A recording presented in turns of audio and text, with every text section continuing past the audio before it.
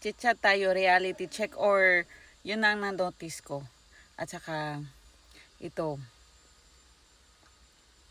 pag wala kang na-contribute sa life ko, wala kang binigay sa life ko, wala kang binigay kahit 5, hindi ka bumibili ng mga damit ko, cosmetics ko at iba pa.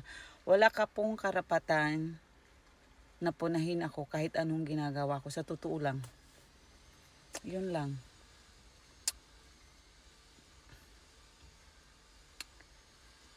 Yun lang.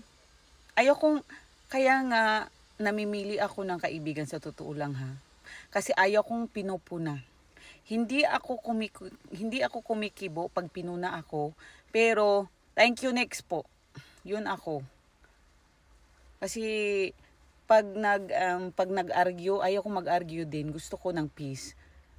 Gusto ko din pag sumama ka sa akin, yung energy mo ay related sa akin. Kasi maraming mga Pilipino ha, mga toxic. Ay hindi po ako nakaranas ng ganyan.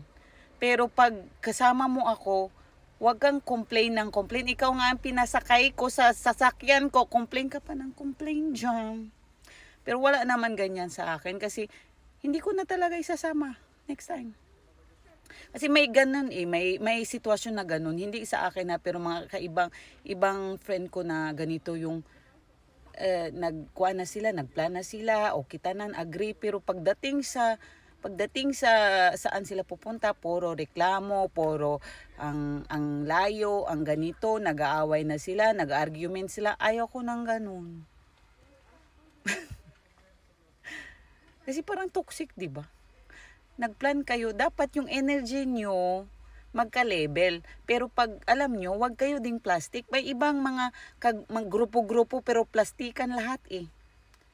Ayaw sa isa pero sumasama sa mga getaway, mga grill, mga vacation. Pag ayaw mo sa isang kagrupo mo, wag kang sumama kasi mag-argument lang kayo. Ganun din sa akin. Hindi ako plastic. Pag ayaw ko ng, pero wala naman akong ayaw. Kasi neutral ako eh. Yung spirit of the aura ko, spirit of the soul ko, dumidistance agad pag may na-feel. Pero may iba talagang mga Pilipina o mga Pilipino na kahit ayaw nila sa isang tao, sumasama pa rin sa getaway. And in the end, nagkaka-argument. Now yun na plastikan.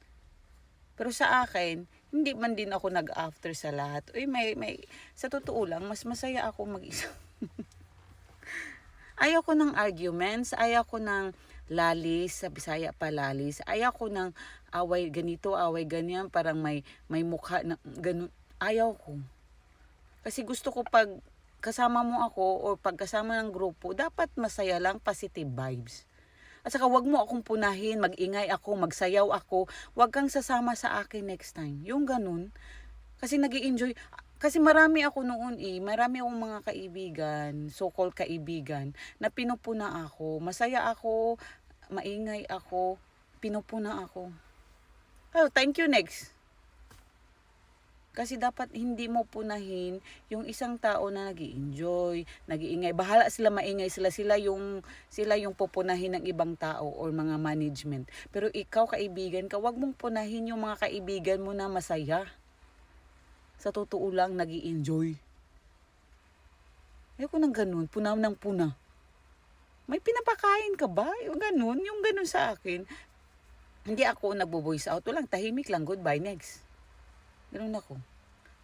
High standard na talaga ako ngayon. Oy, kasi wala talagang pinapakain ng mga tao sa akin. Sa totoo lang. Saka huwag mo kong punahin yung ganun. Ha? Kayo din. Sa totoo lang. Walang pinapakain ng mga tao sa inyo. Careless talaga. Careless kayo. Kasi wala silang duling ng piso or anong emotion nila na binibigay sa iyo. Wala. Thank you.